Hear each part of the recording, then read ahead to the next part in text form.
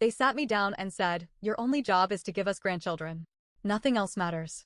When I protested, they smiled coldly. "Then you're a disgrace to this family." Furious, I reached into my bag and pulled out a letter that wiped the smug looks off their faces instantly. I never thought a family dinner could change my life so much. But there I was, sitting at my in-laws' big oak table, feeling the weight of their expectations. My husband, Daniel, sat quietly beside me. Across from us were his parents, Margaret and Harold, both looking serious. Margaret started, her voice calm but firm. "We've been patient," she said. "But it's time you focus on what's important." I looked at her, confused. "I'm sorry, I don't understand." Harold leaned in, his eyes sharp. "Your main job is to give us grandchildren. Nothing else matters." I felt like the room was closing in on me. I turned to Daniel, hoping for support, but he just stared at the table, saying nothing. Taking a deep breath, I said, "I have a career and dreams. I can't just give that up." Margaret's expression hardened. "Then you're a disappointment to this family." Anger bubbled up inside me. I reached into my bag and pulled out an envelope. My hands shook a little as I placed it on the table. "I didn't want it to come to this," I said. "But you've left me no choice."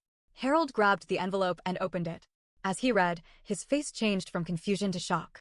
Margaret leaned over to see, her face turning pale. This can't be," Harold stammered. I stood up, my chair scraping against the floor. "It's real. That letter is from my lawyer. It explains the legal steps I'll take if you keep pressuring me." Margaret's eyes narrowed. "You wouldn't dare." "Try me," I said, my voice steady. "I've kept records of every comment and action. If you don't respect my choices, there will be consequences." Daniel finally spoke, his voice soft but clear. "Mom, Dad, this has to stop. We love each other, and our decisions are ours to make." That night changed everything. Boundaries were set. Our relationship with his parents remained tense, but I took back control of my life and choices. It wasn't easy, but standing up for myself was worth it. After that dinner, things didn't calm down. They got worse. At first, I thought the letter would be enough. That showing them I was serious would make them back off. But Margaret and Harold? They didn't scare easy. 2 weeks later, Daniel got a call from his mom. I was right next to him when it happened. He put her on speaker. I still remember her exact words. "Daniel, you need to come home.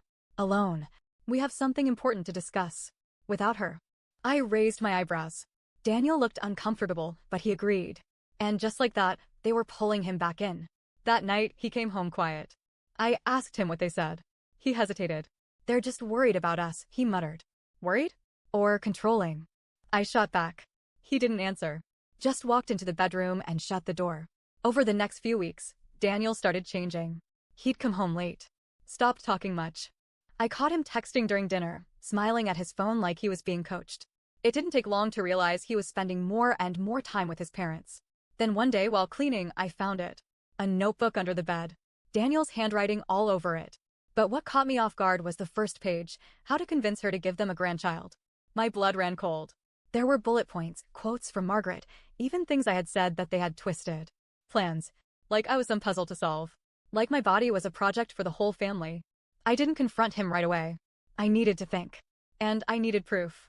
So I started documenting. Every weird conversation. Every time Daniel pushed me about kids when we had already agreed we'd wait. Every time his parents, accidentally, dropped by with baby clothes or parenting books. Then the twist I didn't expect happened. I got a call from HR. Apparently, someone had sent an anonymous complaint to my boss. Said I was mentally unstable. That I had been talking about hurting a future baby. That I was obsessed with staying childless in a way that could pose a danger. The complaint included anonymous screenshots of texts I never sent. Photos from my private Instagram. Even a voice recording from a conversation that had clearly been edited to make me sound unhinged. I couldn't prove it yet, but I knew it was them. Margaret had always been tech-savvy. Harold had contacts. And Daniel, he was silent the whole time.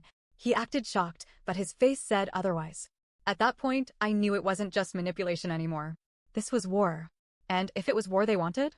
I had just started. The HR nightmare threw me off at first. My job was everything to me. I worked hard to get where I was. The idea that someone tried to sabotage it just because I wouldn't pop out a grandkid? It made me sick. My boss, thankfully, didn't believe the complaint right away. We had worked together for years. Still, he had to do his due diligence. I was put on a wellness review. Soft words. But the meaning was clear, watch your step. The moment I left that meeting, I knew I couldn't play nice anymore. I needed leverage.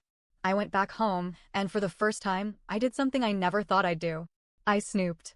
Daniel's laptop was password protected, but not the family iPad we both used. I knew he sometimes synced his stuff by accident. Maybe he thought I was too stupid or too trusting to ever check. He was wrong. There were emails. Dozens of them. Between him and Margaret. A full plan, dated back almost 8 months. They had started this way before the dinner. They had mapped out every move. Isolate her. Get her to feel guilty. Make her question her job. Plant doubts about her health. And then this, word for word. If she still resists by March, I'll go ahead with Plan B. You'll need to back me up when I say she's unstable. Plan B. The date was March 12th. The same day I got the HR call. I didn't cry. I didn't scream. I just sat there, staring at the screen, realizing the man I married had become someone I didn't know. Or maybe he had always been that person, and I just hadn't seen it. But the biggest twist came the next morning. I was sipping coffee when there was a knock at the door. I opened it, and there she was, his ex, Lena. I had met her once, years ago. She had left quietly. Daniel always said she was too emotional. That she didn't want a family. That she walked away for no reason. Lena didn't waste time. Look, she said. I know this is weird, but I saw your post last week. The one about being pressured for kids. It sounded familiar. Too familiar.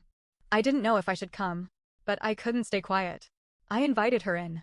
She pulled out her phone and showed me screenshots, emails, photos, a voicemail from Daniel that could have been copied and pasted from my own conversations. I left because his family tried to get me pregnant on purpose, she said. They messed with my birth control. His mother tried to fake a fertility issue to get us to try sooner. When I resisted, they called my job, told them I was mentally ill. I lost that job. It was the same exact pattern. They had done this before. And Daniel? He was part of it. Every time. The difference was, I wasn't walking away quietly. This time, I was going to be the one who left a scar. I spent the next 2 weeks planning everything. No more playing defense. No more hoping Daniel would come around. He wasn't confused. He was calculated. And now I had proof. Lena helped me gather more evidence. Turns out, she wasn't the only ex. There were 2 others, same pattern, same destruction. We reached out quietly. One of them, Sarah, agreed to talk. She was a nurse. She had almost lost her license after Harold made a formal complaint about her emotional instability right after she broke things off with Daniel. So I got everything printed, organized, and put into a binder. Yes, a literal, physical binder. I labeled it Family Planning, the Truth. I waited for the right moment. Margaret's birthday brunch at their country club was coming up. Big family event. Relatives, friends, even some local business owners who knew the family well. Daniel begged me to come, said it would mean a lot. That was my sign. I walked in like nothing was wrong. Played the part. Hugged the relatives, smiled politely.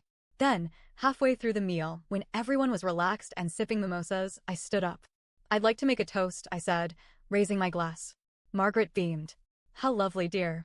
I took a deep breath, held up the binder, and smiled. This is not just a toast. It's a presentation. Because if there's one thing this family values, it's planning. So I planned something too. The room went dead silent. Let's start with a few emails. Emails between Daniel and Margaret. Planning how to manipulate me into having children. Planning how to get me fired. Planning to fake concern about my mental health. I opened the binder. Began reading, page by page. I didn't scream. I didn't cry. I read it like I was presenting a report at work. Daniel stood up. Stop. You're making a scene. No, Daniel, I said calmly. You made the scene. I'm just giving it a title. Harold tried to grab the binder. I stepped back. Touch me again, I said, louder, and you'll be dealing with my lawyer, not just your lawyer's weak threats. Gasps around the room. People whispering. Margaret was frozen in her seat, jaw clenched so tight her face turned red. Then I dropped the real bomb. This isn't just about me. This is a pattern. Lena, would you come in?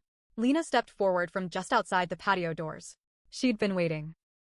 And here's Sarah, I added. Another one of Daniel's exes who was emotionally destroyed by your so-called family values. She couldn't make it today, but she did send a written statement. Margaret's face went completely blank. Harold looked like he might faint. Daniel's mouth opened and closed, but no words came out. Then, finally, Margaret spoke.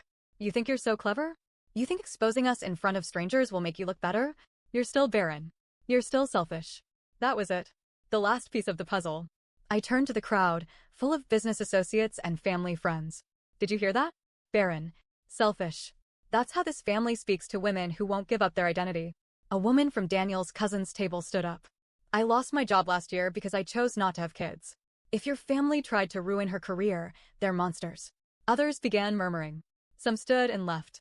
One of Harold's oldest friends said, I always wondered why Daniel went through so many unstable women. Now I know it wasn't them.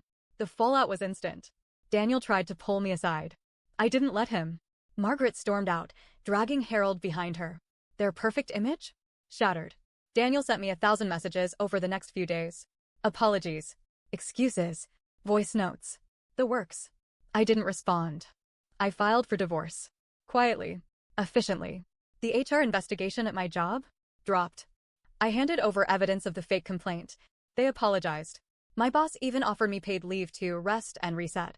For the first time in years, I felt peace. I kept in touch with Lena and Sarah.